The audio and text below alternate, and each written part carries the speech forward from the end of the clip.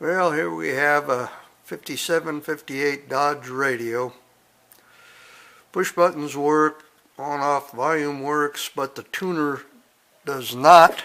If you look right down here, you'll see that the tuner mechanism is going around and around, but the little clutch is slipping. So that's all that's wrong with it.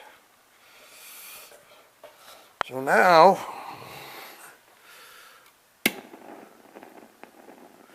takes a little bit to warm up because it does have some tubes as well as transistors.